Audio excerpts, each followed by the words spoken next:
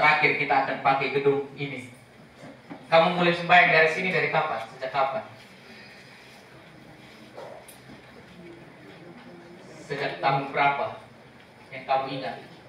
99. Bab Lukas 2000 sudah gedung, sudah ada gedung. Ya, buat dari tahun 99. Ya, kali Ibu Balak dari tahun 99. Pakainya 2000. Oh, di sini baru datang. Jadi 24 tahun. Sudah 24 tahun. 24 tahun kita sembahyang di gedung yang mungil dan imut-imut ini. Gedung gereja. Minggu depan kita akan pindah di gedung yang lebih megah, lebih bagus di depan. Bacaan Injil Lukas pada hari ini menceritakan tentang satu sosok penting dalam mempersiapkan kelahiran Tuhan Yesus. Jadi sangat ikonik, seperti gedung gereja ini yang ikon lambang bagaimana orang-orang di Kilo 10 ini berusaha untuk bangun rumah Tuhan di tengah situasi yang sulit. Atau kamu bangun gampang? Sulit sekali ya, setengah mati. Pacar masih dengar cerita bagaimana kamu sempat berjuang, lari kiri kanan, jual ini, jual itu, kerja ini, kerja itu, timbun ini, timbun itu, tutup jurang, gali tanah, minta uang sana sini. Sudah janji nanti kalau naik jabatan nanti kasih uang, tapi ternyata setelah duduk di kursi tidak pernah lihat kamu di sini. Pergi antar pasar juga orang tutup pintu untuk kamu. Situasi-situasi seperti berusahanya kita untuk membangun gedung ini itu sama seperti situasi Yohanes di padang gurun. Susah. Sudah pernah lihat padang gurun?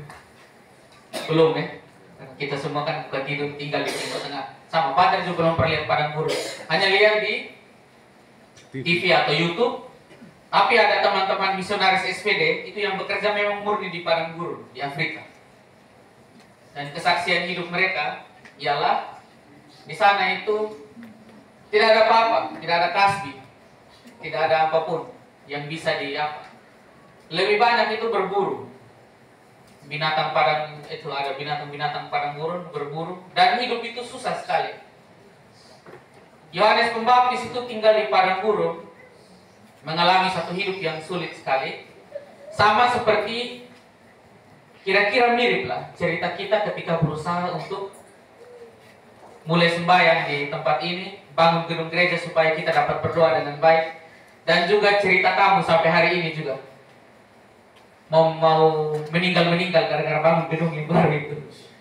Susah setengah mati berusaha. Tapi saudara-saudari dalam Kristus, setiap kita itu pasti mengalami situasi padang gurun dalam hidup kita masing-masing. Terutama dalam hidup rumah tangga, dalam hidup berkeluarga, dalam hidup terutama pekerjaan. Ada yang mengalami padang gurun dalam hidup suami istri. Ada yang mengalami padang gurun dalam hidup pekerjaannya, berusaha untuk mencari nafkah. Tapi kita ingat lewat sabda Tuhan Injil Lukas pada hari ini, padang gurun dapat menjadi satu batu pijakan, dapat menjadi satu tempat untuk mempersiapkan diri dengan baik untuk menyongsong kehadiran Tuhan, menyongsong kelahiran Tuhan. Walaupun dalam situasi yang begitu sulit di padang gurun, Yohanes Pembaptis tetap mendengar firman Tuhan untuk berseru dan mempersiapkan jalan bagi Tuhan, bahkan meratakan gunung dan meratakan bukit supaya jalan Tuhan itu lurus, Tuhan dapat lahir, dapat hadir, keselamatan dapat tiba. Apa pesan bagi kita sekalian? Mungkin dalam situasi-situasi sulit dan susah dalam hidup kita, dalam situasi-situasi padang gurun dalam hidup kita, kita mungkin sudah lebih dekat dengan Tuhan. Kalau kita tidak pernah masuk padang gurun, mungkin kita jauh dari Tuhan. Tapi kalau kita pernah mengalami situasi padang gurun, mungkin itu tanda-tandanya kita sudah lebih dekat dengan Tuhan. Karena untuk dekat dengan Tuhan, untuk mengalami kasih dan kehadiran Tuhan, mungkin kita harus melewati situasi padang gurun.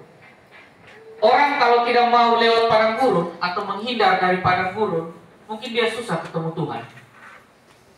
Oleh karena itu, bagaimana cara kita supaya bisa mampu melewati situasi padang gurun dalam hidup kita masing-masing?